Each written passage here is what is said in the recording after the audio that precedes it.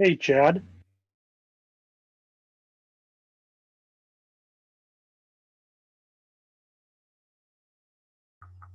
You there, Chad?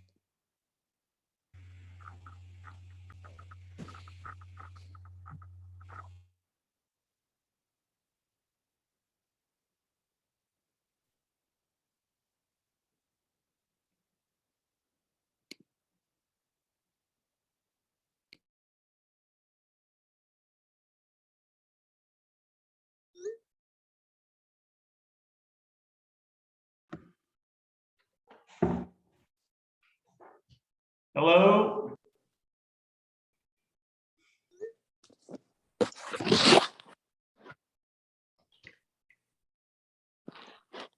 Rita? Brent? Hi, everybody.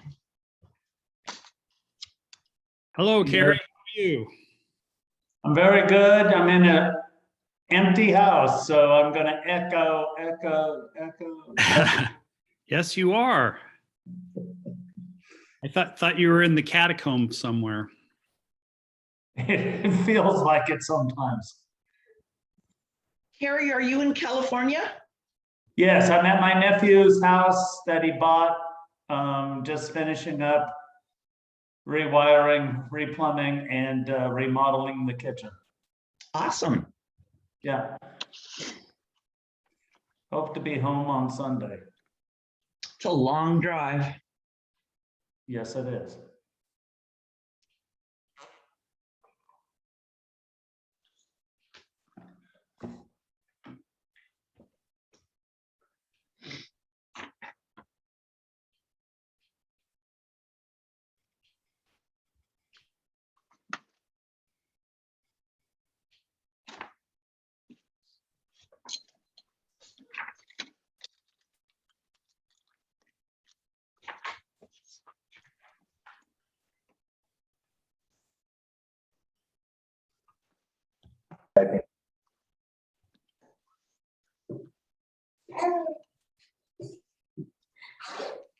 Well, this is going to be an interesting meeting. I'm borrowing a laptop computer, so it's an Apple, not a IBM. So I'll probably mess things up. I don't know how you can mess something up when it's just a click of the cursor to mute and unmute.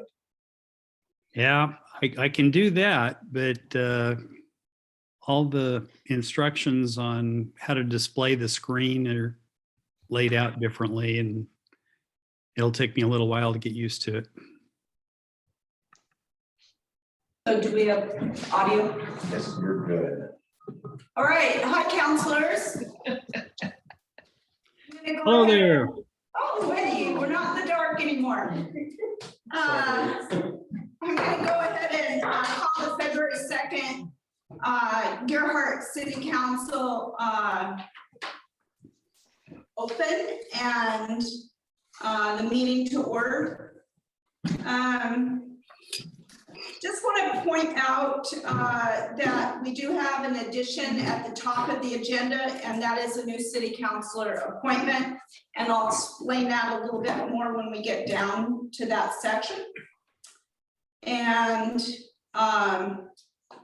any declaration of conflict of interest by any of the council? No. Nope, none to declare. I have none either. Next item of business then is city councilor appointment. So I received a phone call from Dan Jesse on January 12th. And over the phone, we discussed his resignation from the Gerhart City Council. He has successfully sold his home in Gerhart and is moving out of the area. He will still be visiting a couple days a week. If anybody has connections with him, he still is available.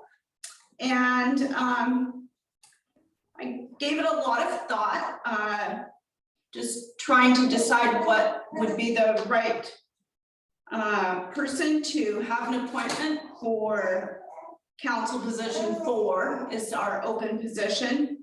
And I would like to make a motion to appoint Austin Tomlinson to City Council position 4 for the remainder of Dan Jesse's term. And I'd like to second. Second that. I think Carrie got in there first. I think he did. At least his first echo did.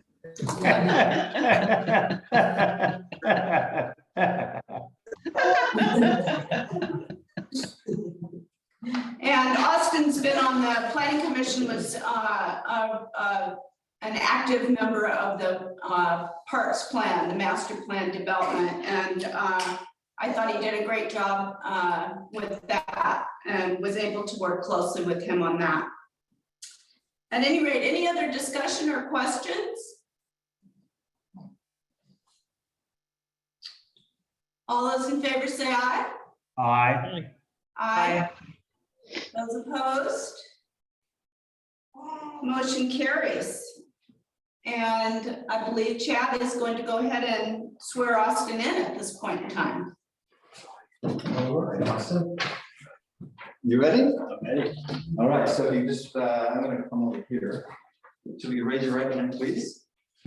I, Austin Tomlinson, I, Austin Tomlinson, do solemnly swear that I will support the Constitution of the United States of America do solemnly swear that I will support the Constitution of the United States of America, and the Constitution and laws of the state of Oregon, the Constitution and laws of the state of Oregon, and the charter, and the charter, ordinances, and rules and procedures ordinance, rules, and procedures for the city of for the Gerhart, city of Gerhart, and that I will faithfully and honorably conduct myself in position 4 and I will faithfully and honorably conduct myself in position 4 for the city of Gerhart, for the city of Gerhart, to which I have been appointed for which I've been appointed to the best of my ability, so help me God. to the best of my ability, so help me God. Welcome. Welcome.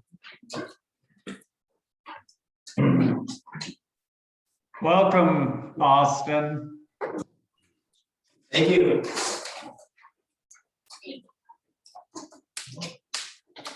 I'm going to be taking this down and off in 2 minutes.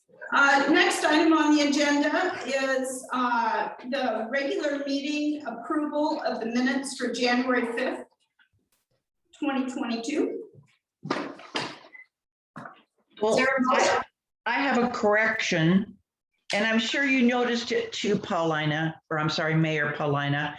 It's on page 3, the third paragraph down. Your name is misspelled. Well, it is. I did not notice it. 4th line.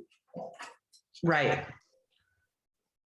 But other than that, the minutes are fine. Is there a second? Second. All right. Is there a motion? I know there was a correction, but I didn't hear a motion, and I second just on your call. You're for right. one. You're right. I move that the minutes of the January 5th, 2022 meeting be accepted as amended. I second that. Thank you. Any further discussion? All those in favor say aye. Aye. Aye. Aye. And opposed? Motion carries. Next in the packet and on the agenda is the Planning Commission report. Any comments other than the misspelling of my first name?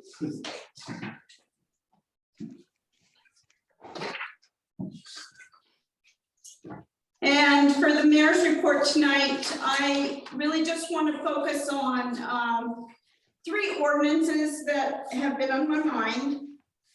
And please, council, if you want to give me any feedback on this, either here at the meeting or later on, that would be great. The first one is a follow-up to the situation that we encountered on the Ridge Path last month, where a tree had been cut down in the Ridge Path. And along with that, I got several complaints that people were riding bicycles on the Ridge Path. We don't really have anything in our municipal ordinances saying you can't do that. But back before the current set of ordinances were approved, we did have an ordinance that spoke directly about the Ridge Path. Specifically, it calls out horses on the Ridge Path and also talks about it being a footpath, very specifically a footpath, and also talks about signage that needed to be placed there. And I feel like with so many new people coming to live and to visit in Gerhart, I think trying to keep that path from being destroyed or hurt, that perhaps we need an ordinance. And so I'd like to work on that in the coming months. Also, I know Rita has been working on what possibly we can do to save some of our legacy trees in town. And so I would like to work on perhaps a revision of the tree ordinance in the coming months. And finally, I've had several conversations with Chief Bowman about the need to write a homelessness or houselessness policy. It's a state statute. It's probably due by next year. And so it's something that we need to be giving thought to. And that's all I have for my report tonight.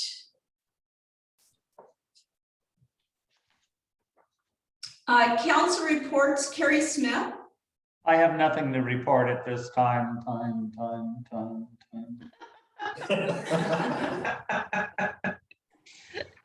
And Rita.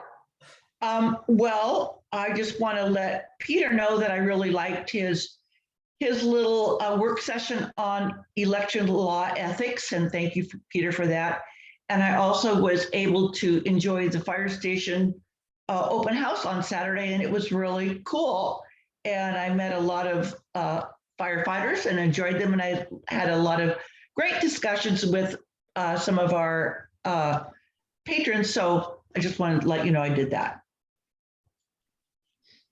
Thank you, Rita. And Brent. Muted.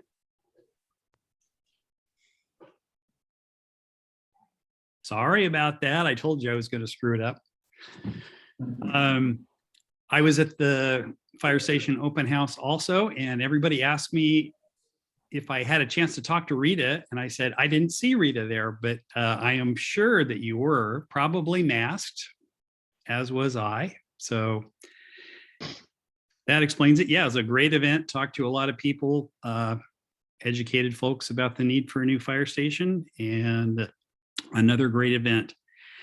I also attended the Seaside Airport Advisory Committee meeting, and that was really interesting. Had a surprise encounter with former Mayor Diane Widdop, who's been attending there. But the Seaside Airport is in kind of a bind because the FAA, in order to get federal funding for airport maintenance and repairs, you need to house a certain number of airplanes, and the Seaside Airport doesn't have the necessary amount in order to get funding. So if they don't correct that soon, things are going to get pretty dire there. So they're looking to build additional hangars, which will encourage more airplanes to be there. And they've evaluated the airport the best place for new hangars to be is on the north side of the airport, which happens to be in the city of Gerhardt, not in Seaside. So somebody from the planning building department probably would be a good idea to touch base with them. I could act as a go-between, but probably be more efficient to get the information straight from the horse's mouth. So they're curious about zoning and procedures for getting building permits. I attended the Congresswoman Bonamici's Zoom call, and she talked about various federal funding programs. Also attended the Clatsop County Tsunami Evacuation Facility and Improvement Plan. That was really interesting. They had county officials and consultants on that call. Talked about evacuation routes and evacuation towers and funding sources. And I'll write something up and maybe submit it for next time. That just happened yesterday. So let's see. I think I've spent enough time, so that's it. Thank you, Brent. And so we'll do some follow-up on that airport piece then. And Austin. I currently don't have anything to report, Mayor Polina, but I just wanted to say thank you for the appointment and the support from the council. And I look forward to working with all of you guys on our agenda ahead and filling Jesse's position. So thank you. I do want to make a note that there will be a planning commission opening again because of the appointment of Austin this evening. And so we will put out our usual advertisement for that. And city officer reports. Chief of Police is not here tonight, but his report went out electronically earlier today. Fire Chief report. Chief Como. Thank you, Madam Mayor and Council. My January report is as follows. January of this year, we had 67 calls. Last January of 2020, I want to remind everyone that 2020 was a record number of calls. Last year, January, we only had 40 calls, so we're already 27 calls ahead of last year with that. And out of that 67, 27 was inside city limits, 26 was in the district. We asked for aid once, which I'll get into in a minute, and we sent aid 14 times. Out of those 14 times, 10 went to Seaside.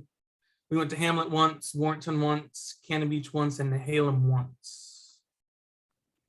The call we asked for auto aid on was an auto aid call out, so it automatically got called out when dispatch told us out was for a potential possible structure fire out on Highway 101 and Surf Pines Road. When we got there, it ended up being just a large debris burn pile, so we canceled the auto aid from that. Our open house, as a few of you reported, went very well this last weekend. We had great weather and great turnout. Lots of people came, lots of people had questions that got answered and got some clarity on a bunch of issues. So I think it went very, very well from that end from there. And for what the mayor asked me to put together from last time, I have that for some slides. If I could share my screen, maybe.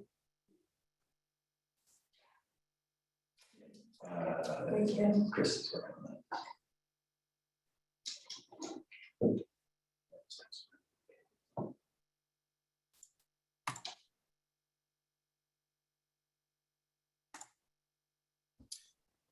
that. Can everybody see that? Yes. Perfect. So I'm going to start with 2020's calls. What's that? Nothing, And- Jeff, go ahead. In 2020, we had 503 calls, and this was the breakdown as follows. 53% was medical or rescue calls, 11% car crashes, that's the MVA on the highway, or have you, 20% fires, whether that be wildland fires, brush fires, structure fires. Service calls, 12%, that could be changing smoke detector batteries, extra calls for people, smoke complaints, what have you.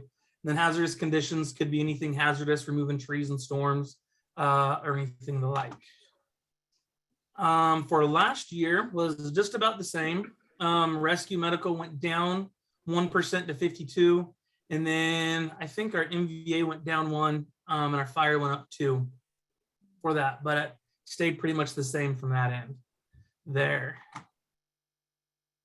And then something I wanted to share was while going through a bunch of old pictures and stuff, we found some original pictures when the fire station was built. That was the original part that was built in 1958. Was there, the meeting room in the first 2 bays. And then while we're looking for more pictures, we found the addition that they built. That was built by volunteers 8 years later in 1966. And something I wanted to point out was it's been our suspicion for quite a while, and as far as we could tell, all the walls was just cinder block stacked with some mortar in between them. There's no rebar, there's no fill inside of the cinder blocks, what have you at all. And with that, they used sand, beach sand, when they mixed the concrete, and so that's why it's flaking apart so bad. And had we not got it painted last year, we'd be having the big chunks chunk out on that southwest corner. That's very visible in some other cracks and stuff. So I just kind of wanted to share those a couple pictures with that kind of good heritage, good piece of history there. The volunteers that put that together and added that on for that there. Other than those 2 things, the only thing I could say is that tentatively we have scheduled the training officer's position for February 25th. And I will be potentially looking at some council members and stuff to help be on the interview panel, just like they were when I was hired as training officer and as the fire chief. And that concludes my report, unless anybody has any questions. Thank you, Josh. And Justine. I wanted to follow up to a question that Councilor Warren had asked last month about the franchise fees and when they were received, specifically for Northwest Natural Gas and CenturyLink. I looked back and did some research. Northwest Natural Gas and CenturyLink only pay once annually. And Northwest Natural Gas pays in early March, and CenturyLink pays at the end of February, beginning of March, depending upon when the check gets cut and sent to us. And then the Gearhart Rural Fire District also makes an annual payment, and that's once a year, and it varied anywhere between March and May. And that probably depends upon when they end up meeting their targets for income. As far as the monthly financials in revenues, we received a pretty large payment on our city's local marijuana tax collection. There had been some confusion about where the local 3% tax for recreational marijuana sale was to be paid. And this issue has been resolved, and payments will be coming quarterly to the city of Gearhart instead of to the state of Oregon. We don't actually have an agreement with the state to collect that 3%, and our local shop was paying the 3% to the city, to the state, but the state wasn't forwarding it on, they were just holding it in an account.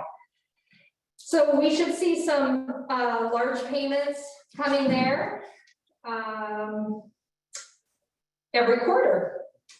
And then possibly it appears that a new shop might be opening up too. Payment was also received for the conflagration mobilization reimbursement on the Cougar Peak fire. There's only one outstanding reimbursement for the Patton Meadows fire, so we're getting a quicker turnaround this year on our conflag mobilization revenues, which is good. Really the only significant thing I thought that was worth mentioning in expenditures was we did have a payment in Fund 71, the water reserve. You guys had approved this in November, I believe, with Civil West Engineering as they get started on our city's water management and conservation plan. So that's up and running. And that's all I have. Thank you. Any questions for Justine? Nope. Oh, thank you, Justine, for the explanations.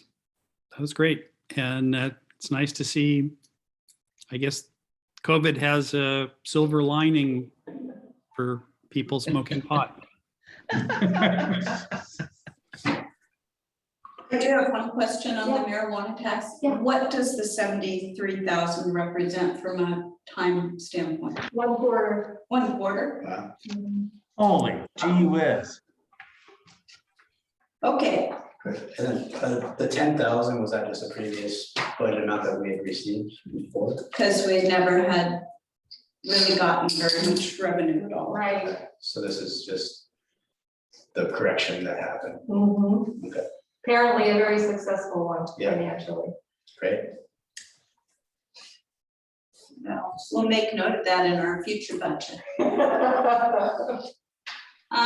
City Attorney Peter Watts. Sure. So I think part of the reason for that confusion around our marijuana tax was that prior to marijuana becoming legalized, we passed a tax.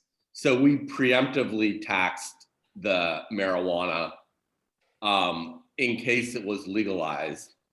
The state in our tax was 7%. The state then came in and said that the maximum tax that the city could have was 3%. So what we did was amend our existing code in order to give us that 3% and then put it out to a vote to the voters, which was what was required by the state, and our voters authorized that tax. Because we were amending an existing tax versus passing a new tax, someone at the state somehow felt like that wasn't a tax, which I can't really follow that reasoning. So I can't quite explain it.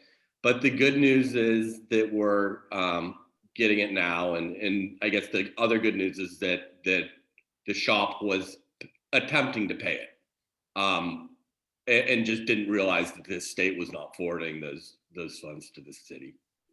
We have some. I have some. I don't know if it's exciting news. In the Shannon Smith case, the plaintiff's attorney had moved to file a third amending complaint. So this would be the fourth one. And I oppose that. We had a hearing, an oral argument on that. The judge declined to allow him to amend. So he was trying to add what are called claims in equity, which is, specifically something, a legal term called unjust enrichment. But the judge did not permit him to do that. There is another court proceeding coming up. Again, like Gerhardt's good for my mental acuity because we always have very interesting legal issues. You may recall that we intended that voters be able to vote to authorize bonds for a new fire station in November. And that our ballot title was appealed by Mr. Zimmerman and Dr. Gable. And the judge scheduled that hearing for a time period that was after the deadline to submit the ballot title to the clerk to be on the ballot. And we did the hearing anyway.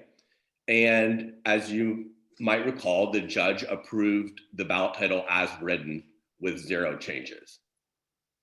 What I would normally do at that point is to file an order for the judge to sign that instructs the county clerk to put the ballot title on the ballot for that election and has the language of the ballot title.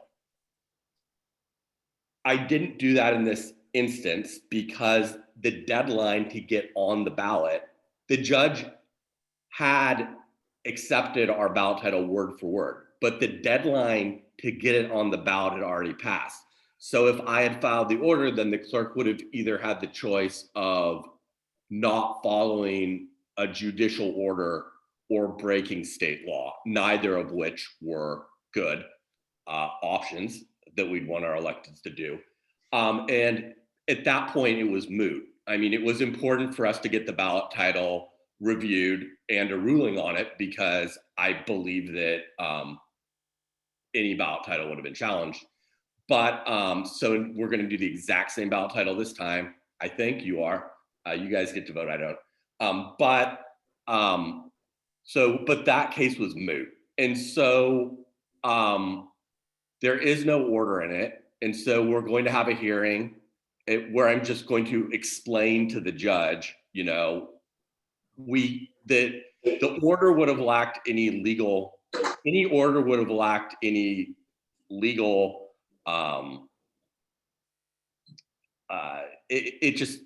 It wouldn't have done anything, and so then the clerk would have had to either ignore it or violate the state law. And we didn't want to put the clerk in that position. So that's coming up, and I don't anticipate any problems. I understand though that people are posting about it on Facebook. I'm personally not on Facebook, but I've been told by people that people are posting about it and somehow calling into question the validity of the ballot title. And so that's why I'm putting it out there. Word for word, not a single word was changed by the judge, but we were in a really unique circumstance there. I'll be happy to work with the mayor and staff regarding camping, homeless issues. The bill that was passed by the legislature, which was mentioned, has what I would refer to as a reasonable person standard in it. So it is like reasonable. What's reasonable? That's not a clear and objective standard. So in the past, whether it was a noise ordinance or things of that nature, have been struck down by courts as unenforceable. So I do have some concerns, but we're going to do our best in order to have a reasonable approach that complies with that state law and that meets the needs of Gearhart. And I think that's all I have right now. Oh, and thank you for the compliment regarding my elections training. I like compliments, so that was nice. Thank you. Thank you, Peter. Any other comments or questions for him? And chat, city administrator report. Thank you, Madam Mayor and Council. Quickly, I'll just go over a few things. In the public works section, we're working on our water conservation management plan in what Justin was talking about as far as the payments were made. And we've collected a lot of information, so that is moving forward. And the special projects with ODOT, with the Highway 101 corridor project, the group is going to begin talking to some property owners that are out on the highway about access issues, and they've begun that process. The next meetings will be coming up here fairly soon, but as far as nothing in regards to any public hearings or anything like that, we'll keep you informed as more information comes out, but it's still moving forward. Playground equipment, we did go ahead and the deposit has been paid, and there's a 14-week lead time on those items, so that's being constructed. We're working out a few of the details in regards to how construction will actually go. And we will be going to the planning commission for a conditional use permit for that operation and next week, next Thursday. And we'll go from there. They may have some suggestions and things, and we're working around a few other issues such as the trail down to that and some other requirements such as ADA parking that we're looking at and figuring out a plan for all that. We'll go fire station. We're gonna have that conversation here in a little bit. We are still, collecting some of the items on a lot of the grants and things that we have received. Christy's been working hard on that. Part of this is we're also doing, we have another grant that we received for $15,000 to help us through our emergency operations plan and to update that plan. So we're going to be working with the county and a consultant through that grant that the county is going to help us with and update our plan. So we'll let you know what those meetings look like here upcoming, and the city council will be involved in that in the future. AFG, and I think that Chief Josh Como maybe already mentioned, and probably last year, but he has submitted a new grant for a water tender to replace one of our older vehicles. So we'll see how that goes. They worked hard on that. And we are submitting another grant application for the Oregon Parks Foundation Fund. It's a smaller grant, but it would help us potentially with this park project that we're working on. So we'll let you know how that comes. Moving forward on our radar is the work session that we have scheduled. The next one for the 5th Tuesday is March 29th at 6:30 p.m. We'll work an agenda up as that gets closer. Cleanup day, where the city brings out some dumpster bins with the help and some grant from Recology. It's tentative for Saturday, April 23rd. It'll be on the March agenda for approval of that particular event. But what we came up with and what Christy is scheduled is we're going to also do an emergency cash day on that day to be available for people who want to submit some of their emergency supplies for us to put up in an elevated area for them for future. So that will be Saturday, April 23rd, 9 to 11. And at that point, that's what I have to update. Great, thank you. Any questions for Chad right now? And I just want to, we have visitors section coming up pretty soon here in the agenda. If you would like to have a chance to speak in the visitors section, please email Chad Sweet at cityofgerhart.com or use the raise hand function on the Zoom. Next we have correspondence. Any comments on the letters we received? One from Andrew Stein about pickleball and another from Whitney Brown about a musical Oregon Ambassadors of Music European tour she hopes to go on, and there is a way to help her out on that trip if you so desire. I would like to help her out on that trip. I was confused as to whether she was asking for individual support from people on the call or direct funding from the city or what. That's interesting. I looked at it as an individual myself. I looked at it as a council letter. That's why I'm confused. Okay.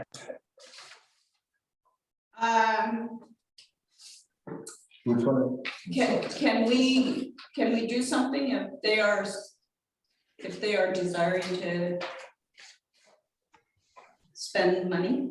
I'd suggest we contact Whitney and find out specifically what she was asking.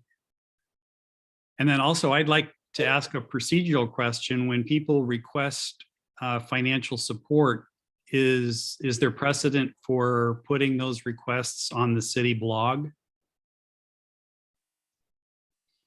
No, we really, the request for support that we get is usually through the budgeting process. And for the grants that the city gives out, we typically don't receive too many requests like this at all. In fact, this is one of the first that I can recall. So we don't have a procedure for such. But it is on the packet that is online, her application form. So it is out there in that way. Yes, that assumes that people download the packet and look at it. But yeah, it is there. Well, I was confused also because I wasn't sure if the amount she was asking for was an individual amount or it was the total for the group. I read it as, That's an individual amount. All right. yeah, the $5,600 for her is, I think, what she's striving to cover Okay. or Thank you. get help with. Not Okay. the whatever it is, 56,000 or whatever. 57,000. Thank you. I guess the city can't really receive a tax break on any. No, but thankfully we don't pay too much in the way of taxes. Yeah, that's what I was thinking. So it does make sense that it is an ask for individuals to contribute, not just the city, but, right? Correct. What we can do is we can get a hold of Ms. Brown if you like to answer any more questions than individually as the council. I can give you a call, we can maybe come up with a plan for that. I'm not sure what the deadline is on this. But it looks like she's raising money in any denomination towards her goal. Right. And then the council can make a decision if they'd like to do something about that. So I would leave it to you individually to consider that. And if we are able to consider it, we will put it on next month's agenda. Okay, I'm happy with that. I think it's an individual choice to do a support of Whitney. I don't think the city should get into the point of supporting one person because then everybody that needs Right. something will be asking the city to fulfill their desire. Yeah. I And agree. I agree. Yeah, it opens a Pandora's box for. it does. And so I am willing to help Whitney, but as far as the city's concerned, I don't think we need to go any farther than to say it's out there in the blog. And if people want to help, this is how you get a hold of her because she's got the whole thing right there. Is that a consensus then that we'll just allow people to do what they would like to do or not? Yes. Sure, Yes. sounds great. All right, great.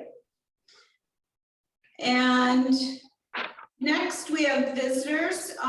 Sarah Lou Heath from Colpack has a presentation. Hello, hello. Thanks for having us here. I am Sarah Lou. I'm the Programs Director for the Columbia Pacific Economic Development Council. I have my colleague Lydia Ivanovich here with me. Unfortunately, our Executive Director has fallen ill, so you're going to hear a little bit more of my voice than originally planned. And I was wondering, oh, it looks like you just allowed me to share my screen, so thank you. So thanks again for having us here. One of the reasons that we are visiting a lot of our city councils and port commissions and the like is because we were founded in 1994, but in the last about 18 months, we have fully changed staff. So there are the three of us that I mentioned, and we'll have a slide for that as well. Here at Colpack, we are a federally designated economic development district, and that district covers Clatsop, Columbia, and Tillamook counties in the western part of Washington County. Our role in the region is to facilitate regional partnerships and collaboration, maintain strong federal relationships, as we mentioned, and then provide tailored on-the-ground services to help out folks like Gerhart. Some of the things that Colpack can help with is grant administration, funding strategies, research and forecasting, low interest business loans, and strategic planning. I am going to let my colleague Lydia take over and tell you about the work that we do with community development block grants. Hello, everyone. I'm Lydia. And so an example of our grant administrative services, one of our flagship programs or services that we happy to offer is through the Community Development Block Grant Program. So these are federal funds that are dispersed across the nation, and then they come to Oregon through Business Oregon, and then Business Oregon then endows districts like ourselves to facilitate giving that money to our communities. There is a federal requirement for low income threshold that allows cities to be eligible, but once eligible based on that area definition or what the project is, we're able to support grant admin for a lot of different funding types. So for example, the four on the right that you see are examples of design and engineering. So with the wastewater and sewer systems, those are facilitating funds to give to the city of Vernonia and Clatskanie to design new wastewater and water systems. And then Vernonia as well will apply for funds for construction. And within construction phase, we help out with project management. We aid or monitor directly all the labor standards that are required, special labor monitoring for any construction that is funded with federal funds. So we make sure that all the I's are dotted and T's are crossed with any federal regulations that might come across this funding, because these are a lot of dollars that we can leverage and help communities, but sometimes it's hard to bridge that gap between such a big grant commitment and the capacity that our cities have. So this picture is actually construction that's happening now in St. Helens. They are almost completed. They'll be completed by spring with their food bank renovation. So that's a project that we've been really excited to be a part of and assisting throughout the entire life cycle of the grant. So. Awesome. Thank you. Two other groups that we get together are groups that I administer. The first of which is the Northwest Oregon Transit Alliance. So that is 5 counties, Columbia County, down the coast through Lincoln County, all the transit districts. So think buses and dial-a-rides.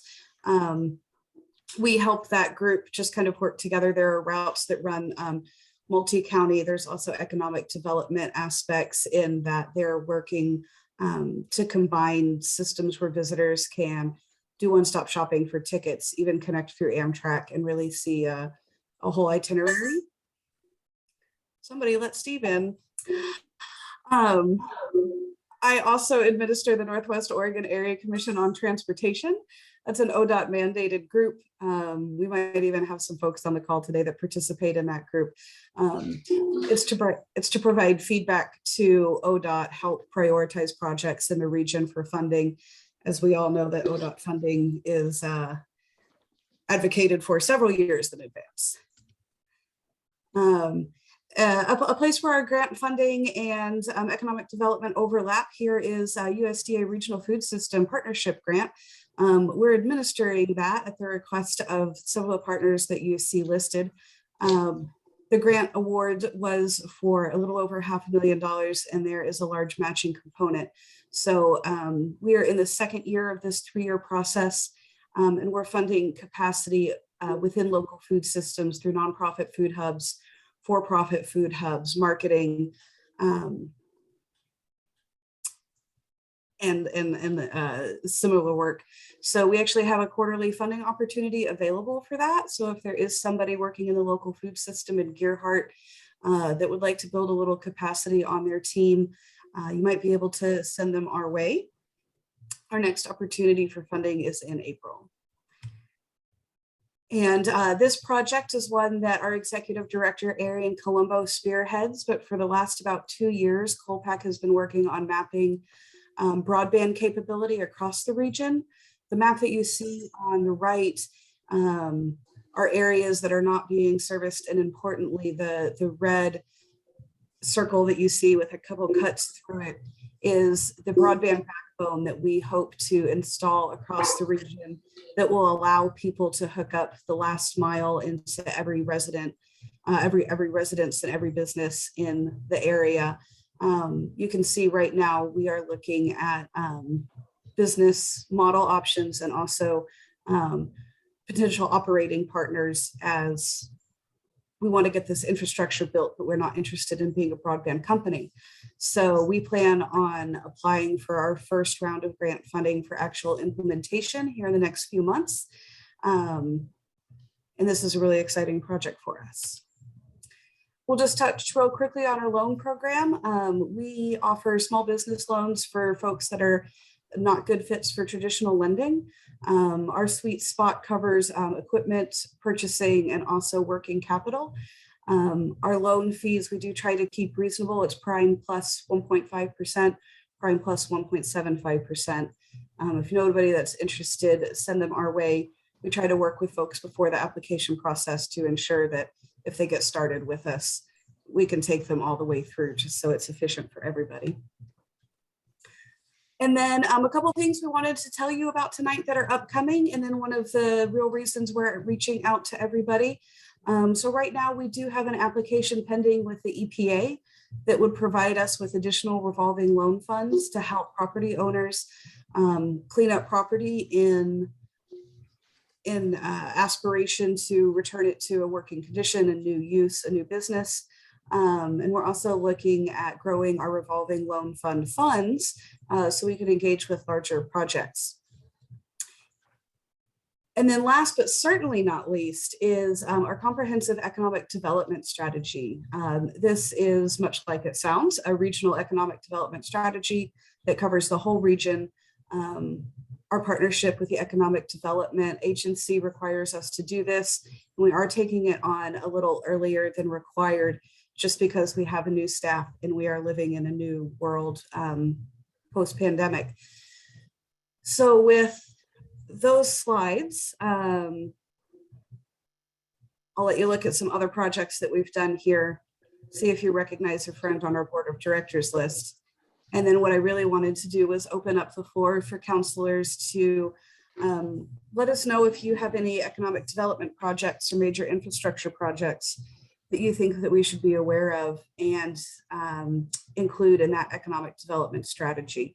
Of course, we're just kicking it off. There are going to be several opportunities to look at our progress along the way and give feedback, but we are just in the beginning of it and wanted to hear what is on the radar for Gearhart.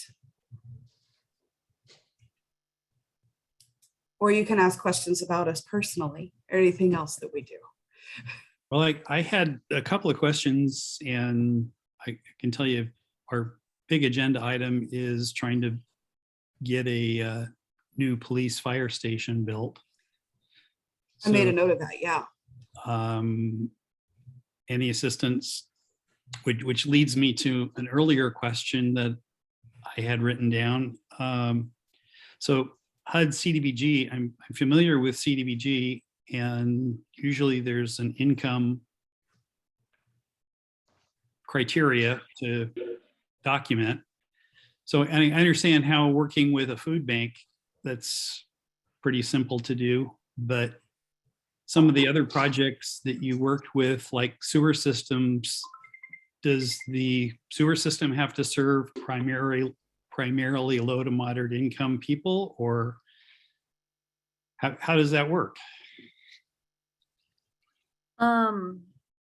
Yes, so you're correct. There is a low moderate income threshold. The primary for the traditional program, I didn't quite mention that there are emergency funds coming through COVID portions. So for example, that's actually the money that Astoria received.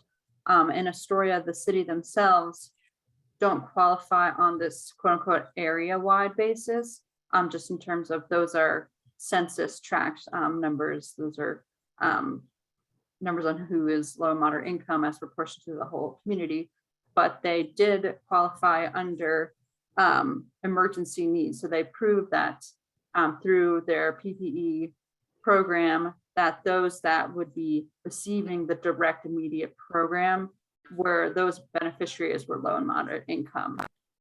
So in the case of a food bank, the similar principle holds where if you can prove that the users of the facility, this public service, are also going to be exclusively low to moderate income, then that's another eligibility area. In the case of a police or firehouse, there's a little more exploration to be done there to see, because the direct services, it's community-wide, as opposed to being strictly kind of, well, just reserved for a certain population. Right.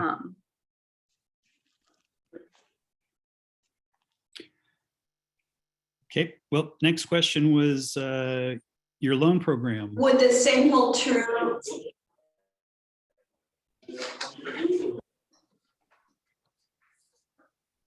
Oh, go ahead. Was that you, Paulina? Go ahead. I can provide some clarity on. Yeah, go ahead with your question, Brent. I was waiting for Peter's clarity. So the ARPA funds can be used for water, sewer, or broadband. There's some criteria for the broadband. It has to hit certain levels, or you have to build it out so it can hit those certain levels. Anything else as far as affordable housing or anything of that nature needs to be on a qualified census tract, a tribal land such as a reservation, or substantially similar to a QCT, that qualified census tract, which is the standard is basically half of the population needs to be kind of at poverty levels. So it's pretty limiting. You have to be able to make legal findings of fact conclusions, the law, that you'd be substantially similar.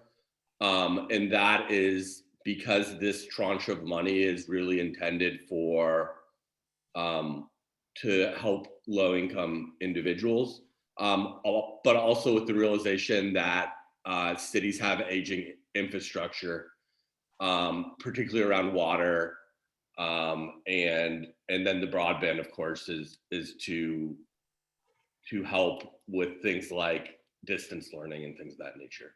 So in Gearhart, we're going to be pretty limited into how we can use the money, because we're probably not going to be able to make the requisite findings of fact or conclusions of the law that were substantially similar to a QCT.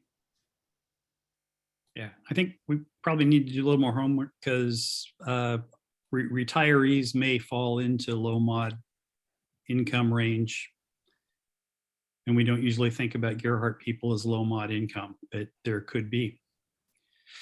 My next question was your loan program. Do you do real estate facility loans? At this time, we don't. That is a question that we've received a couple times, so we have it in the pile of if we choose to expand, that looks like something we might consider, because you're certainly not the first person that's asked, but unfortunately not at this time. Okay, thank you very much. Yeah. That's all I have.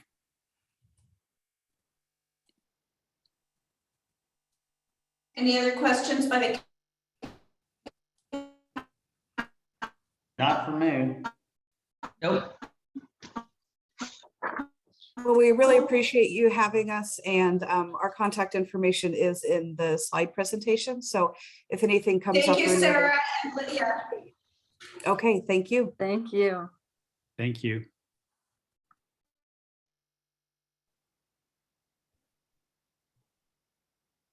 Thank you very much. We seem to have a time lapse Do we issue have- with comments being made and people talking, Paulina.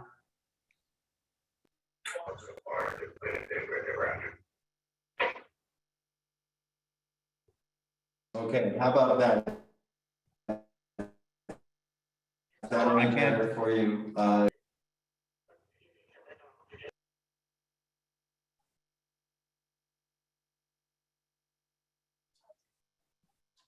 Are you having difficulty You are breaking up and you seem hearing to, us? All right.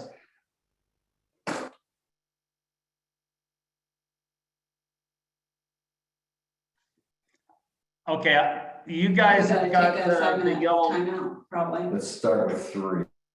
Yeah, I can go with that. We're reboot. So we're gonna take a 3-minute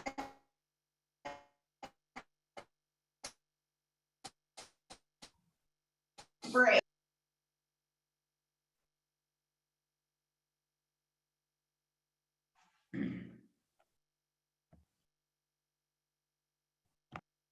So I got a text, they're taking a break to reboot, just to make sure everybody got that. So do we need to log out and log back in a minute or two, or? Nope, I think it's just their connection there. Oh, okay. The rest of the meeting's fine. It's actually started through my login. I think it's everything here at City Hall because mine says your network bandwidth is low. Yes, I'll get that at home.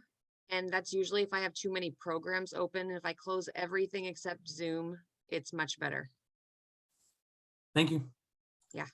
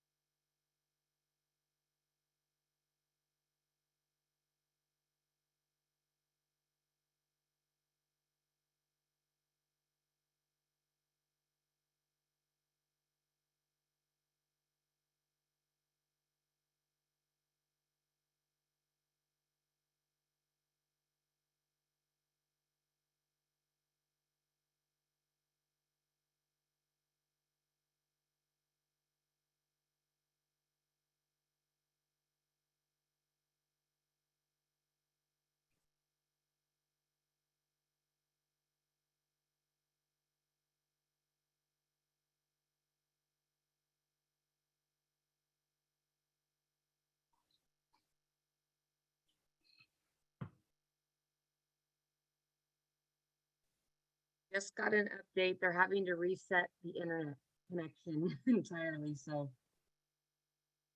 Patience.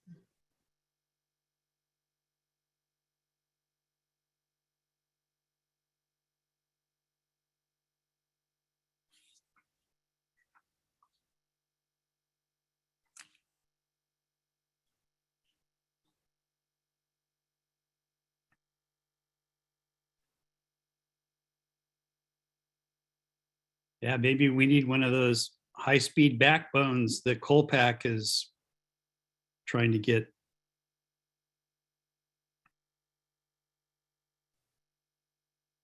Yeah, that would be nice for sure.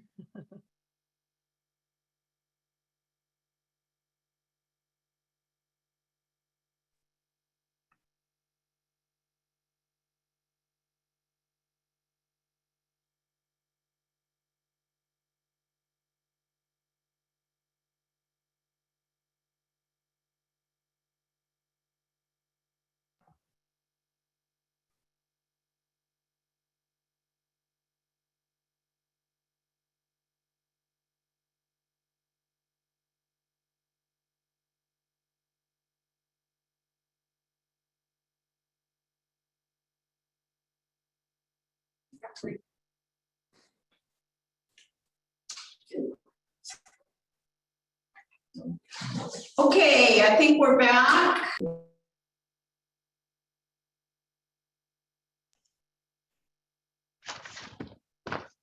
Your picture isn't.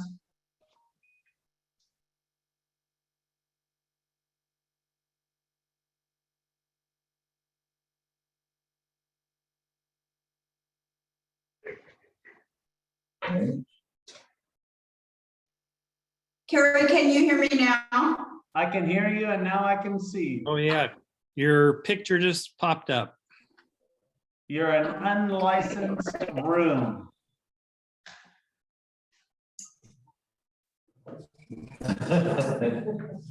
As we have been. Okay, so we're in our visitors section and do we have any emails? We did have an email yesterday from Mr. Tom Teets, Madam Mayor. Tom Tees, I am here. Can you hear me all right?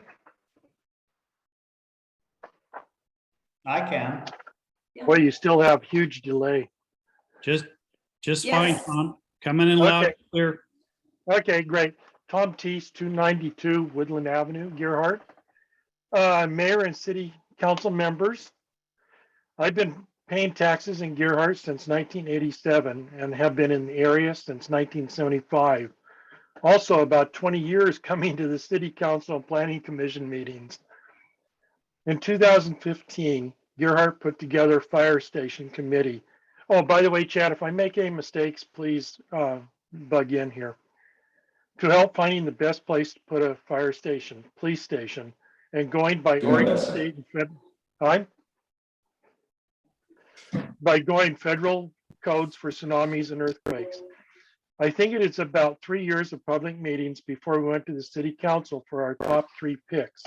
We picked the Leslie Miller Park area as number 1, not because it was a park or an ocean view. It was picked because it was close to the city center and at the highest point at the time, and it was in Gerhart property. I knew it might be a hard sell, but the committee was not about feelings, but was for the safety of our citizens. That's the main thing we looked at. Also at a cost below $5 million. Then this was turned down because the outcry from some of the Gerhart citizens because it was a park. The fire station was going to take up a small portion of the Gerhart owned park property that is almost 37 acres going west and north to 7th Avenue. Then High Point property came up because it was going to go onto the market with a $3 to $4 million price tag just for the property. After the city spent the money to test the ground, the owner decided not to sell to Gerhart. Now we are at the place north of town and at a higher point and further inland. And now again at a higher cost, and this cost is only going to go up if we wait. I certainly hope the people who have been fighting against the fire station all this time realize the extra costs that they have cost us Gerhart citizens, whether it passes or not. We could have had a $5 million, it would probably have already been built by now. At the committee meetings, the city council and planning commission meeting have been open to the public. This is something a little bit different topic. And if you are on the blog, all the info is set to your email. Everyone, join the blog. It's the best thing that Gerhart has done. I think we only had 3 people at our committee meetings, when we were having them, and it was open to the public. Just want to say we need to put this on the ballot in May. It's really important, and we finally need to let the voters vote on this. Whether it's for or not, at least we will know. Something else I did, I went on to Clatsop County tax records, and I was looking at the parks in Gerhart. Kind of interesting. Centennial Park, which is across there from the city hall, 0.69 acres. Tennis court, 1.15 acres, though part of that is a building now. Leslie Miller Park, west and to Third Avenue is 15.87 acres. Third Avenue on the ocean front, Third Avenue, 7th to 7th Avenue is 20.6 acres. Ladder Rock Park is 0.08 acre. Little Beach, 43.57 acres. G and F Street, which probably not too many people know about. It's tiny. It's just a 1 point. That's it, 1 point acre. Very small. Total acres, not including the ridge path, because I couldn't get it on the taxes, was 81.42 acres in Gerhardt. Little Beach, Oregon Parkland, 78.83 acres. Total Gerhardt owned and state owned 160 acres, 0.33. And then if you put in the golf course, that's 100.38 acres. I thank you very much for listening to me. That's all I have to say. Thanks, Tom. Thank you. Thank you, Tom. Thank you. Yeah. Yeah.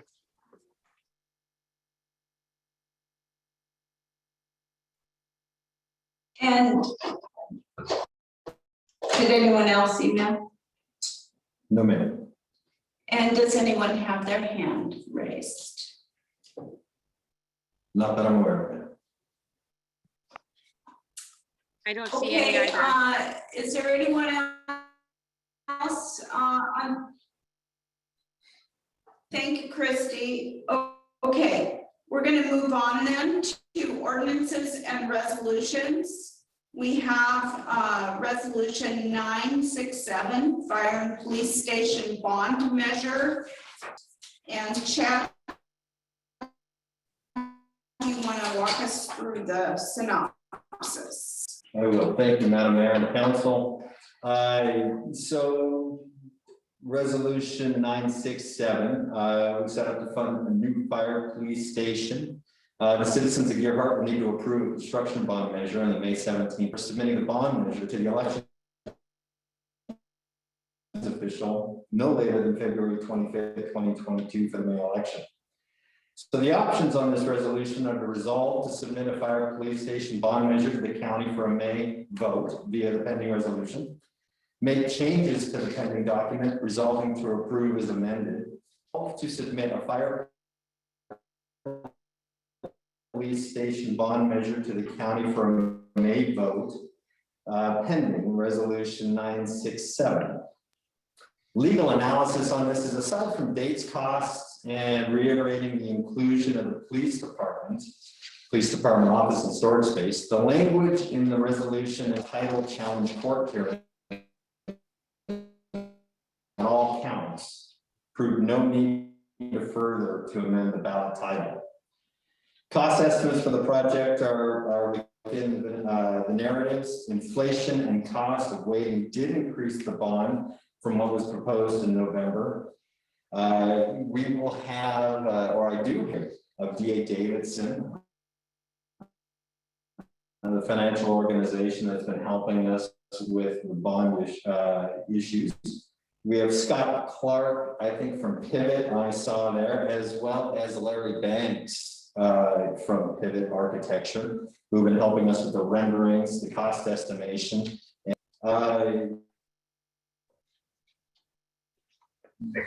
Attached to this is resolution 967. After that is exhibit 1, the explanatory statement that has to do with that bond, with some more information, including tax amounts for the City of Gerhardt City Council. Exhibit 2, that's what we'll be submitting to the county. And then we have a memo about the general obligation bond pricing and how that works. And at the very end is the levy analysis, estimating amount of the bond levy rates that would occur, and that is 2 pages, so there's one on the back as well. This entire, in addition to that, we have included, and we put it on, some councilors have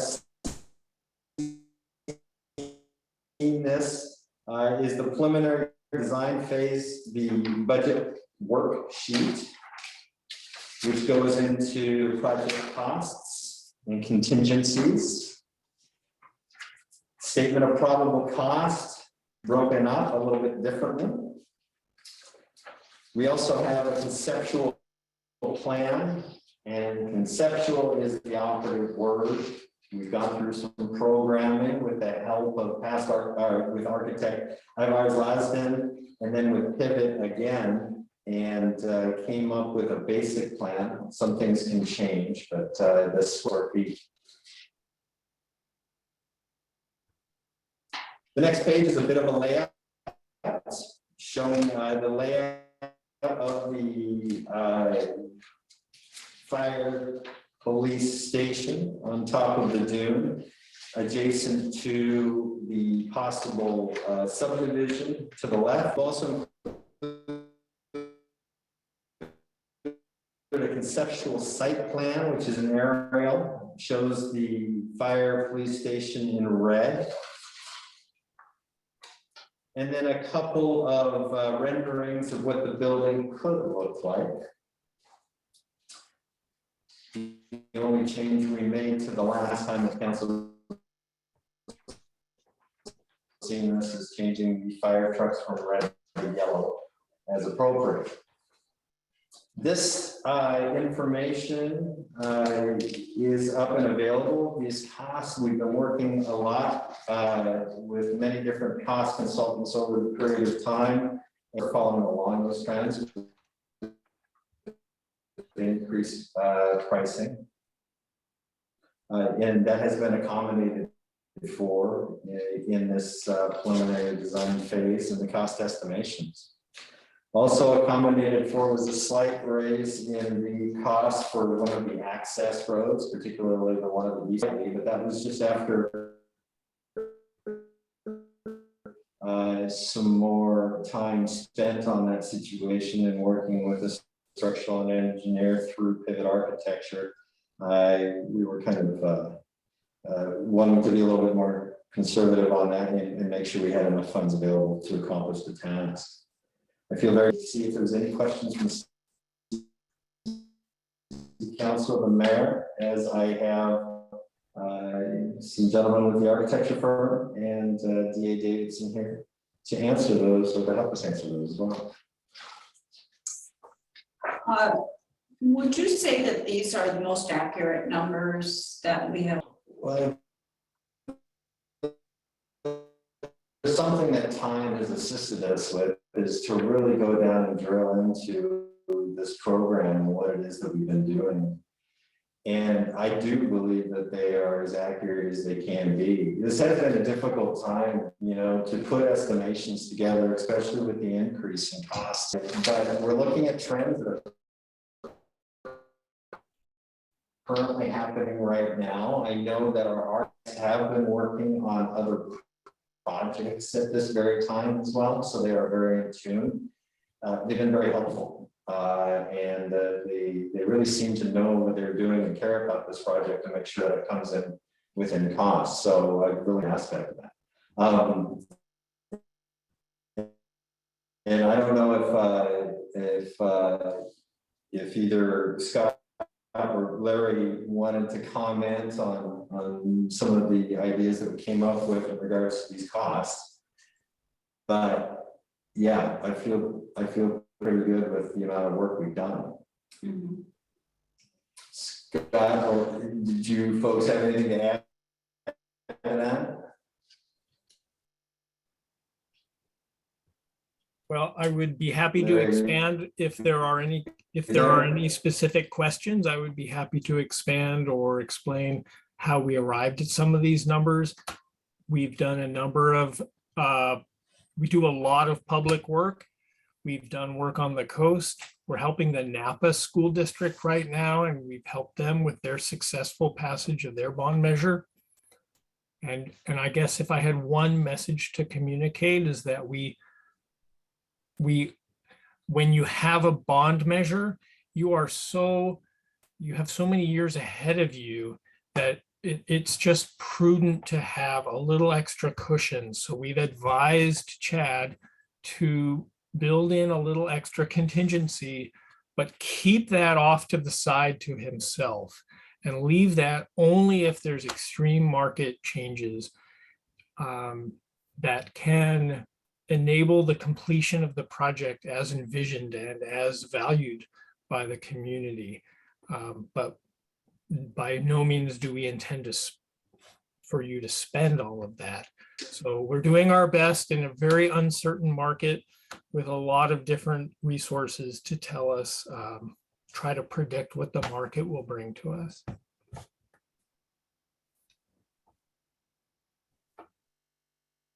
Thank you, Larry.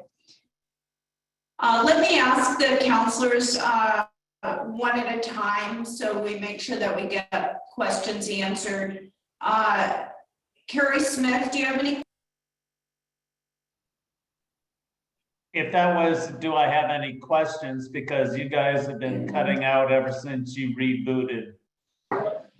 I have a question is, if we go and vote for this bond, we are not in any way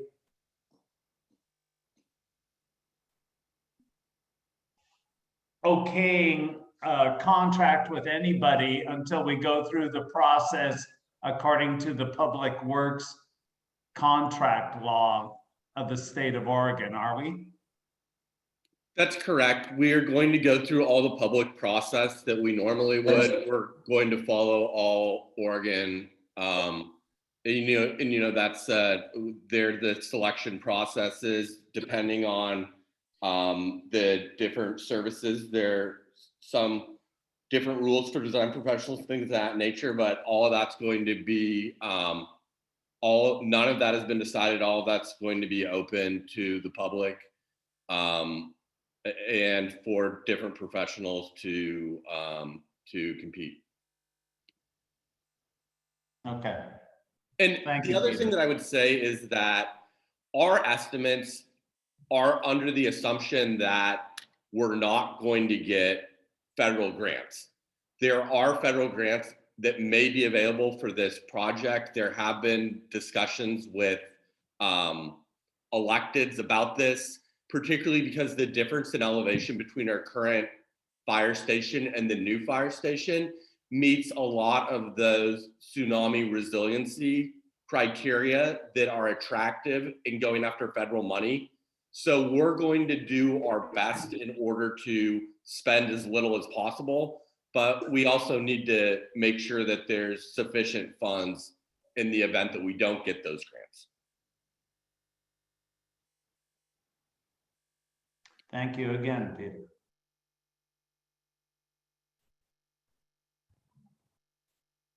And Rita, do you specifically have any questions right now?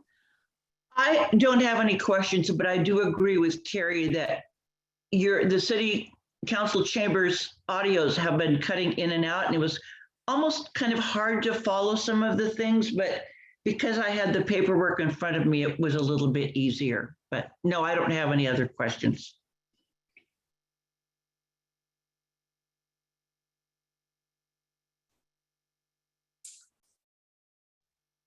Yeah, we're experiencing it on this end as well.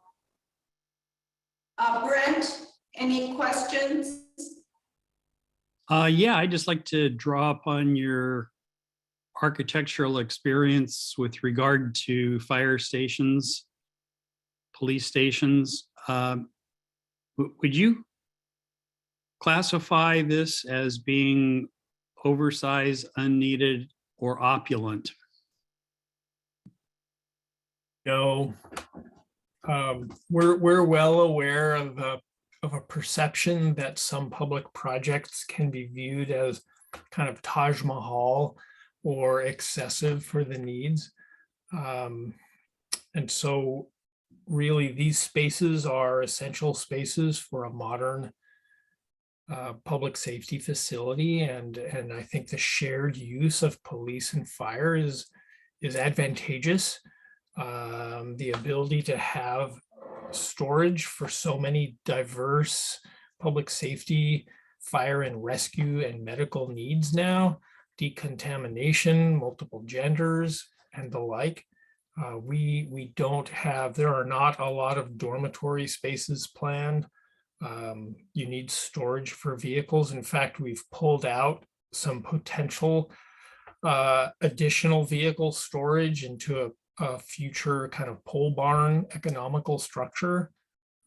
We did go through a phase with the chief and the city administrator to try to dial back a little bit of what had been desired and to leave that for future work.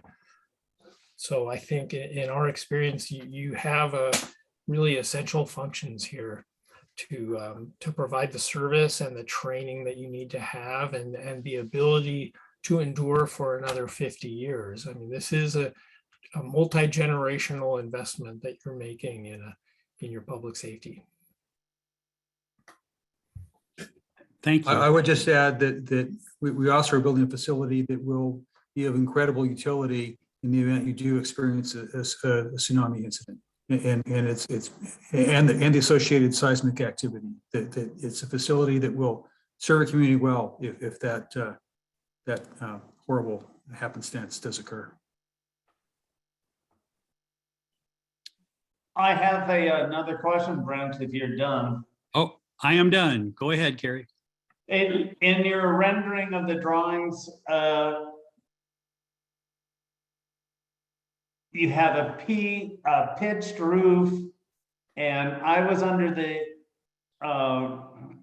understanding that in an extra large tsunami, you would have feet of water going through the bays.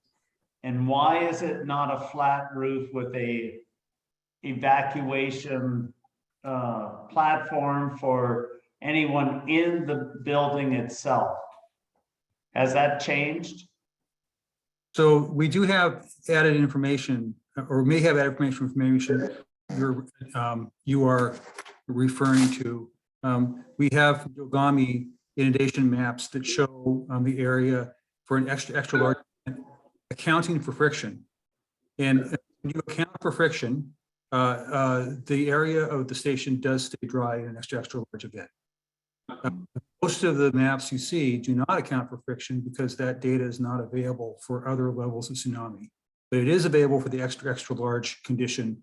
And under those circumstances, accounting for friction, you'll see, I don't know, I wasn't able to hear what Chad was saying about the contents of the packets. I don't know if you have that. I've seen that, but I have not seen anything about the subduction of the land is supposed to be between 6 and 12 feet. And I did not see on the friction map any indication that they took the settlement of the land by that amount into consideration when they did their study. So have you seen that in your maps or in your information? I have not seen that information. Yeah, okay. I'll add that we are working with Jay Raskin, who's an expert in this field, and we certainly will consult with him about that issue. Okay. All right. That's my last question I have for right now. Thank you.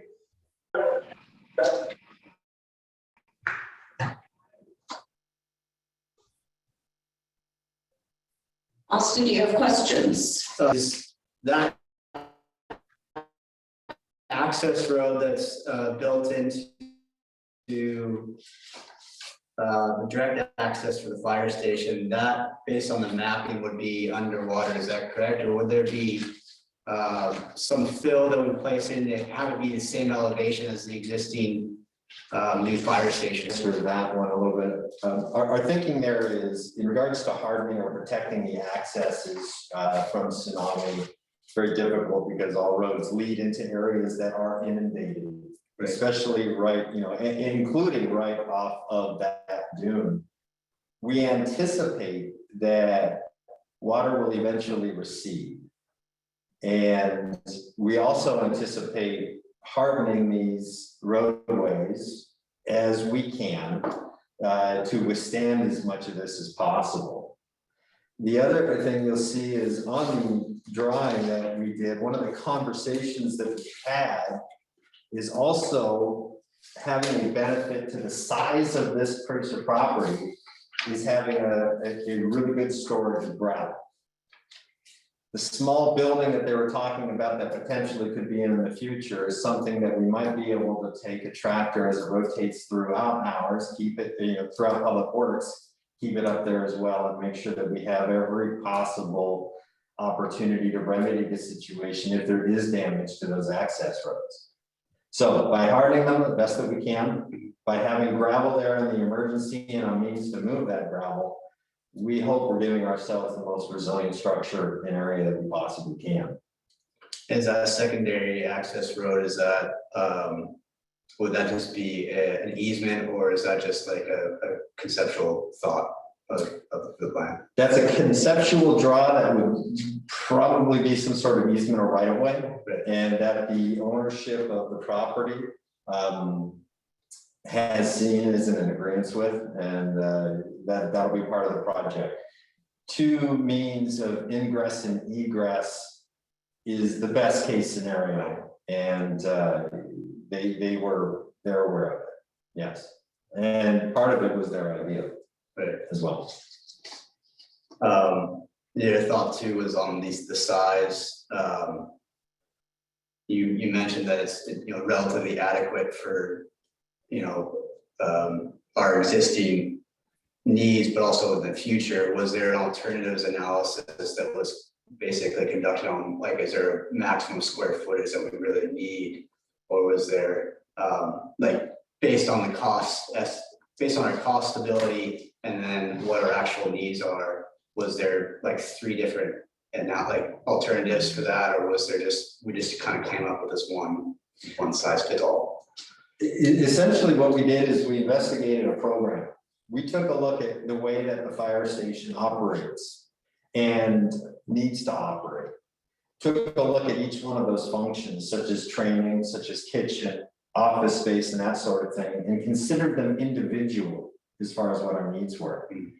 By putting all of that together, including the space that we need for the vehicles, plus some room to grow for the future for the next 50 years, all of that came together at about the 13,000 square feet.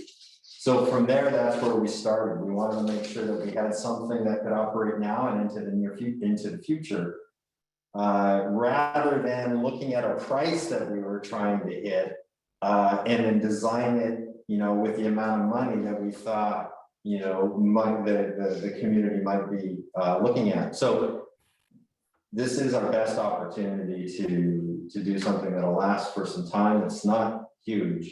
It's not the biggest fire station in the county for sure. But we think it's going to be an adequate enough space to meet the future needs. Does that help? Yeah, no, that's great.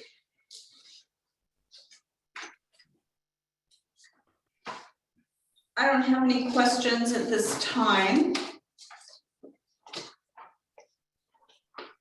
Would someone like to make a motion? You have the options 1, 2, and 3 in front of you. With regard to resolution 967 fire police station bond measure. Before we move on to that, are we going to talk about the financing at all? I'm sorry, yes, on the call, we do have Jonas Berry, and Madam Mayor, if you're all right, I can introduce Jonas. We'll see if he pops up here. Jonas, can you hear us? I can indeed. Good evening. And there you are. So Jonas, thank you for attending. I wonder if you could talk about how we came about these figures and where the market is currently.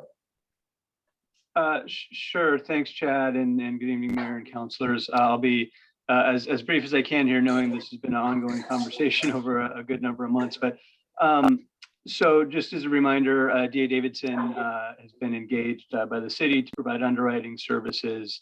So in that role, we will obviously run numbers, help set up the financing, manage the financing, the financing team, if voters approve the ballot measure, and then get you connected to investors on that pricing point. We were pleased to play that role with the refinancing that the city did last summer. So good to be here with you again tonight. Just some of the key assumptions that we were working from, which you'll see reflected in that packet. Keying off of that project number, the 14.35 million proceeds, and then sizing to include some issuance costs that would come along with the financing, fitting within the 20-year maturity date. So we'll be bound by the ballot measure authorization to complete the financing within 20 years. So that's the time frame that we've spread that cost out over. The interest rate assumptions that we've used reflect our kind of best indication of current market. We did add, as typically would be advised in this circumstance, some cushion. We know rates are going to change. The one thing I can guarantee for you today is that they won't be exactly what they are at this point in time. So we typically want to err on the side of caution. So we've inflated those interest rates a little bit above what we would see today, so that between today's estimates and the point when voters potentially approve the ballot measure and we get the bond sold in the summer, that gives you some cushion for some interest rate increase. We want to accommodate that. The best way to see that estimated interest cost is there's a line in there in those spreadsheets called the all-in true interest cost. And that's kind of the best proxy for what the average borrowing rate would be. Kind of the cost of capital is the term that's often used. It's kind of like the APR when you get a home loan. It's kind of the all-in cost over time. And so that's just over 3%, about 3.1%, including that cushion for risk increase. We looked at two scenarios after talking with Chad and Justine. Probably the majority of general obligation bond issues are structured with what's called a level levy rate. So if you assume that your citywide assessed value is going to increase by about 3% each year, typically it increases a little more than that, but a conservative assumption of 3%, then we match the annual payments to also increase at about 3%. So the effect of that is the annual levy rate that goes to property taxpayers is essentially the same during all years of the financing. So in that first scenario with that level levy rate, it's about $1.15 per thousand of AV. You're not bound to that structure. Often what can happen when you have overlapping levies like the city does, where you have some outstanding bond levies that are still being paid off, it gets a little lumpy. And so you can kind of wrap the new money around the existing levy. So reduce that levy on the new bonds in the early years while you still have an outstanding levy that's being paid off. The trade-off to that is it's a little bit more expensive, and it kind of pushes some of those costs down later in the term. And so we did want to run that scenario in case you chose to pursue that later. Under that scenario, the maximum levy increases to $1.21. Just to be clear, these are just estimates. The goal now is to give you the information that you need to properly size and put those maximums into the ballot measure to give voters a chance to look at those and approve them. As has been mentioned earlier, of course, the bond issue would only be sized at the amount you need. It would be sized based upon the interest rates at the time of the execution of that bond sale. And we would be bound by those minimums, the maximum par, the maximum levy rate, the maximum maturity. Just a kind of a 60-second market update. January was a really, really interesting month in the muni market, municipal bond market. Interest rates in our line of business increased more than they have in January in, I think I heard, about 40 years.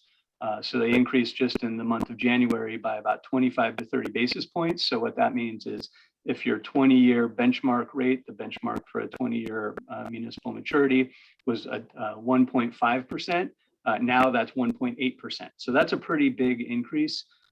We've seen some stabilization this week, so I think some of those inflationary fears and investors holding money on the sidelines is maybe abating, and we're starting to get back to stability this week. Of course, who knows what's going to happen between now and summer, but again, an example of why we might want to include that cushion in there. I would say, despite those circumstances in January, there is some good news, I think relative to history. Even though those rates have increased in the past month, they're still very, very, very favorable. Really, we're back to kind of where we were maybe 2 years ago when rates were still really low, and we were talking about how low they were. If you look back even as recently as 2018, that benchmark rate that's maybe now a 180 was above 3%. And that's more consistent with maybe where it's been over a longer time frame. So still a very favorable borrowing rate. And of course, it's really great that we happen to get the refinancing of the city done at just about the perfect time when rates were at their lowest point. So kudos on that.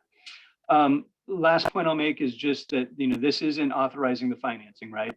This action today authorizes the ballot measure. There will be a separate action that comes after voters approve the ballot measure to authorize the financing. And of course, we'd be happy to run scenarios and dig into more details at that point. I'll pause, and if there's questions, be happy to answer them for you. Thank you. Thank you. Thank you, Jonas, and thank you for pointing out that the level levy rate and the deferred principal type of structure is not something we have to vote on tonight. But we will in the future when the bond passes. Knock on wood. Are we ready to consider? Jonas, I did have one question for Jonas. So in the spreadsheet on the extreme right-hand column where it says post-issuance total levy. So we've got the current levy rate,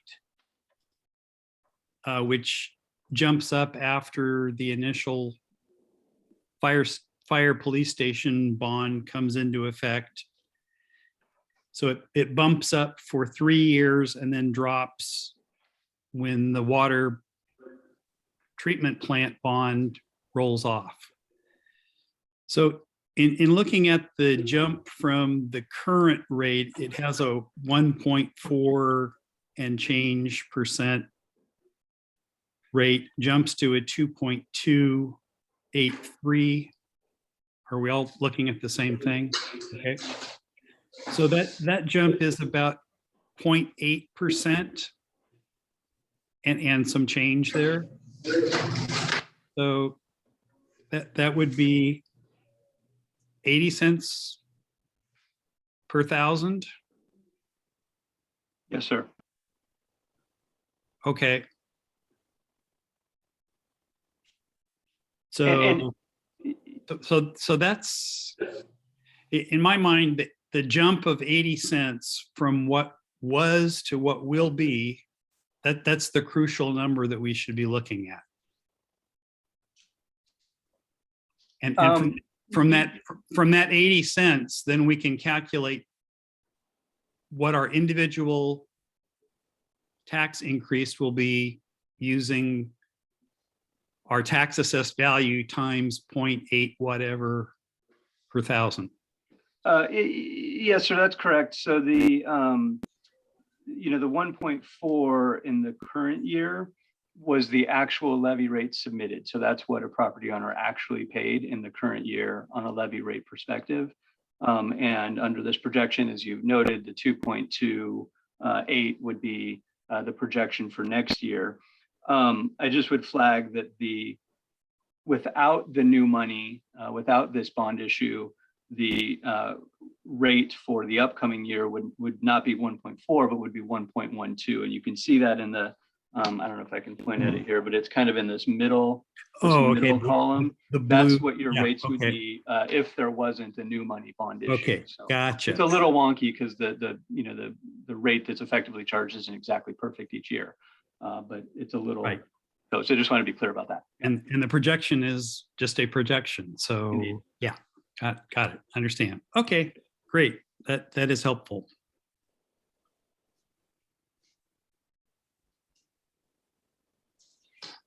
Any other questions or comments?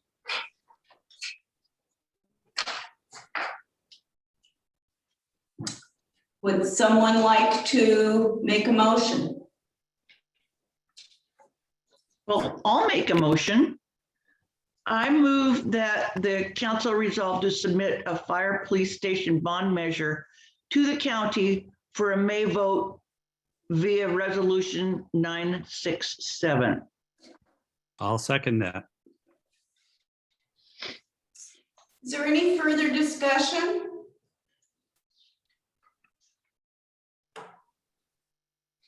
All those in favor say aye.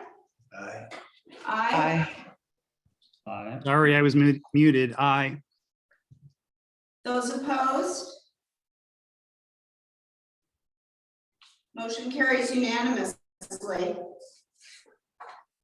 Thank you very much, Madam Mayor, and thank you, Jonas and Scott and Larry. I appreciate your help with that. Thank you for all your explanations. Much appreciated. You're welcome. Thanks all. We have, going to move on in our agenda. We have no old business. We do have two new business items. The OLCC license renewals are due again for the end of March. And Chad, do you want to go ahead and explain this? Thank you, Madam Mayor and Council. Yes, OLCC gives us a list of liquor licenses that are eligible for renewal effective on 3/31. The ordinance establishes the process for local governments to make recommendations to the OLCC. And these recommendations might be if there were some concerns of a particular business or problems or things such as that, that so far in the list of that are on there that I am unaware of. So the council options is to provide a written renewal recommendation to OLCC. For any or all of the licenses on the attached list. Number 2 is to make a written request for additional time to investigate the renewals.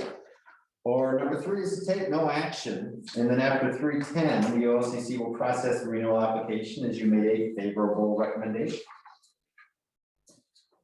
City staff recommends that council approve, or excuse me, that that we make the request to allow these particular licenses without comments. And I just have a question. Has Chief Bowman weighed in on any problems with any of these businesses? He had not indicated any issues at all in regards to OLCC licensing. I would feel comfortable recommending to approve the list conditional upon Chief Bowman signing off that there haven't been issues with any of the license holders.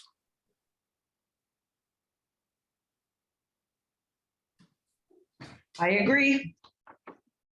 I've got a question. Go ahead, Carrie. Yeah, I noticed that McMenamins has a request for a liquor license for their main restaurant. But what about their auxiliary building? Don't they need to get a separate license for that building in order for it to serve alcohol, since it is a distinctly different premise? I can answer that for you, Madam Mayor, and thank you, Councilor Smith, for the question. Generally, no. The license is with a particular business within an area. I'll use a hotel as an example that has multiple meeting rooms in different structures or convention areas. Usually one license takes care of that. For those that have multiple licenses on this list, and it's for a couple of different ways to sell liquor that and alcohol that I'm not completely familiar with, but generally they've always had one license. Thank you.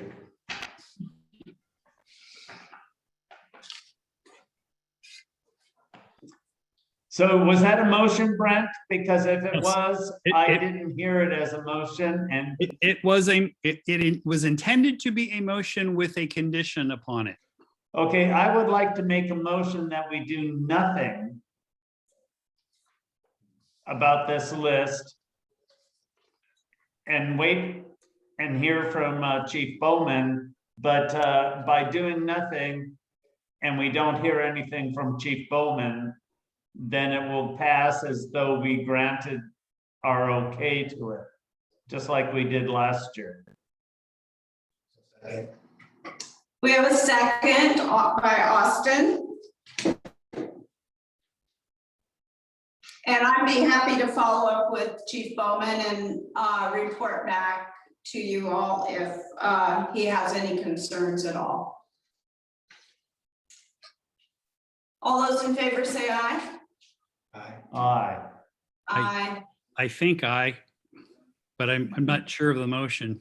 So The motion is to do nothing. Except for check with Chief Bowman. And if he has any concerns, I will get back to you. Okay, and then we have to pass another motion.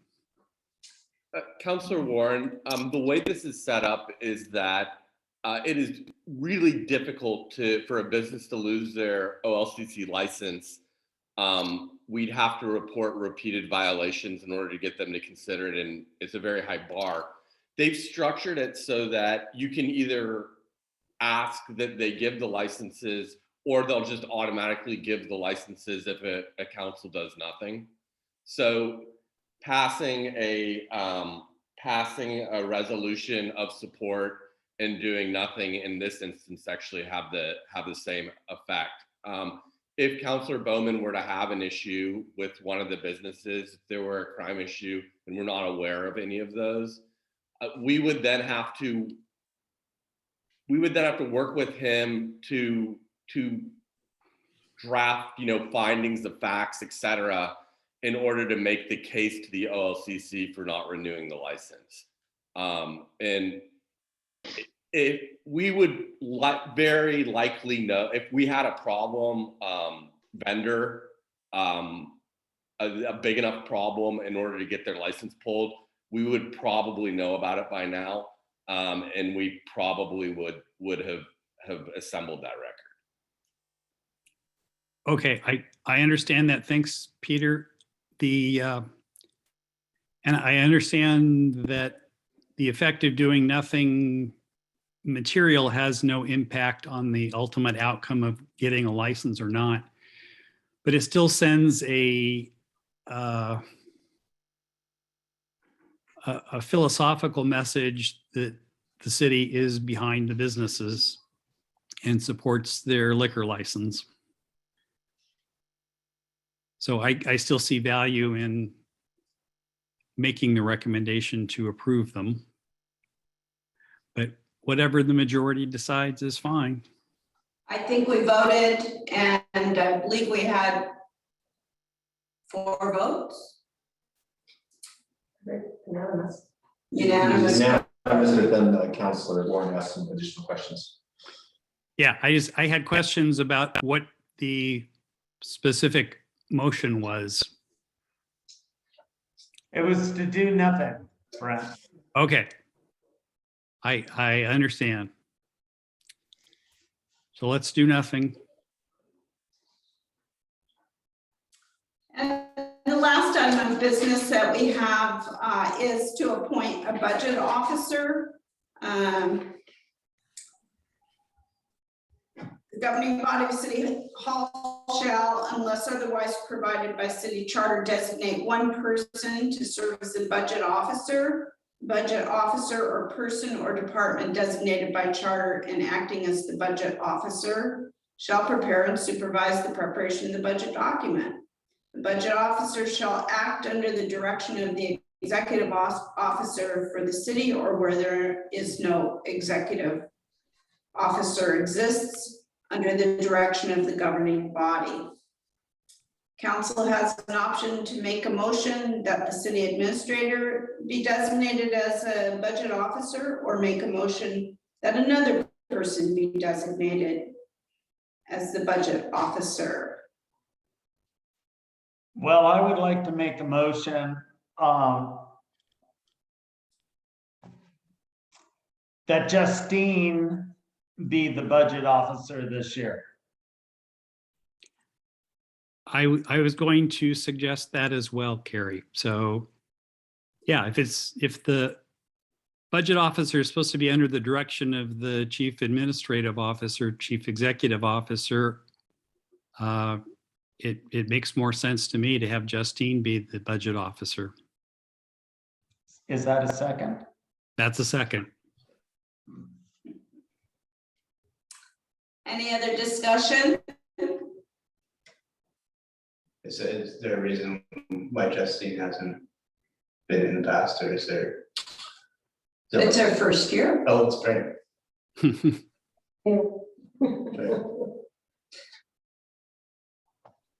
She's a very astute money person. I have never met anyone who can talk numbers like she can.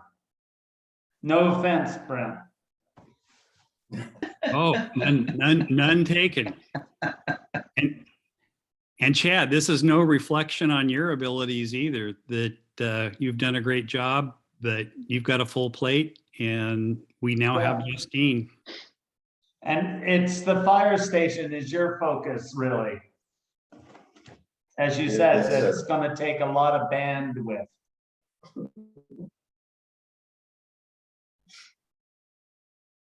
Any other questions by the council? We have a motion to appoint Justine as the budget officer and a second. All those in favor say aye. Aye. Aye. Aye. Opposed? Motion passed unanimously. Congratulations. Well, thank you, council. Last is council concerns. Carrie? My concern is to get back out of this echo chamber and be able to meet in person sometime. That's it. And Brent?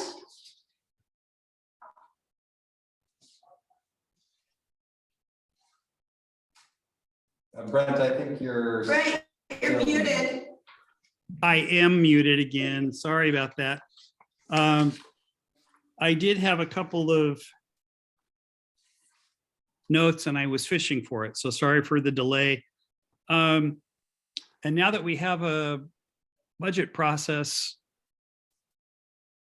underway, how about making sure that Cedar gets on the budget allocation process for next year, because we skipped them last year. And I really think we need to start a capital campaign for raising funds for the fire station, police station. So I'd just like to throw that out there for us to be thinking about.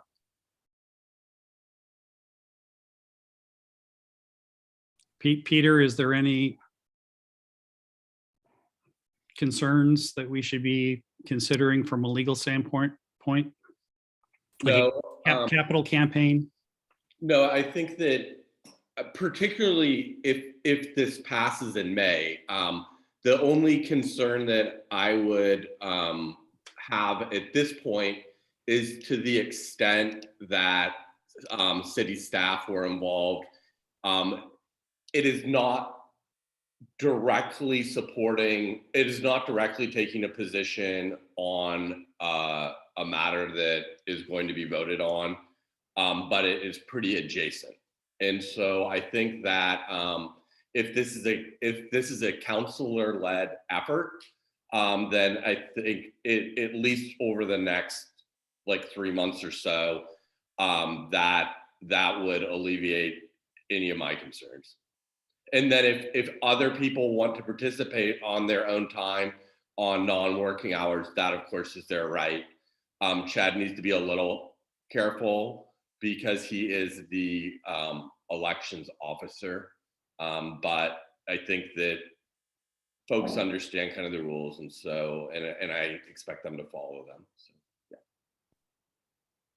yeah. Okay, and I would be comfortable with a counselor-led initiative, or I suppose since the Firefighters Association is a nonprofit 501c3, that could be the vehicle for a capital campaign as well, could it not? Yes, yeah, that would actually be kind of a natural fit for that campaign, that sort of campaign.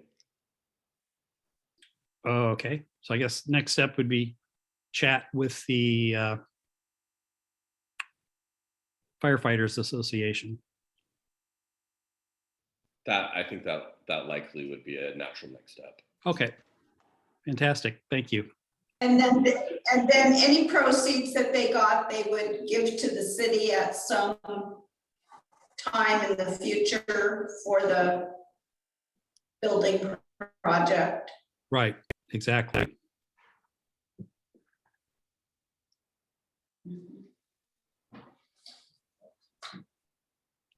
Okay, Rita, do you have any concerns?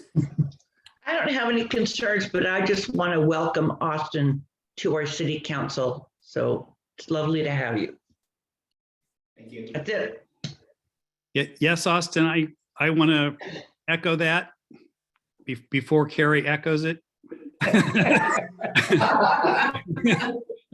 Welcome, Austin.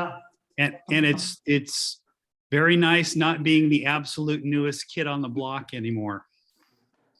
It's good to have somebody young also. Yes, that We too. need fresh eyes. And on that note, I'm going to give Austin the last word. No concerns from me, Mayor Plana, but thank you all and look forward to the year ahead. Is there a motion to adjourn? I move we adjourn the meeting. I second it. All those in favor say aye. Aye. Aye. Aye. Opposed? Thank you, everyone. Good night, all. Before 9 o'clock. Bye. Good night. Oh, look at that. Right?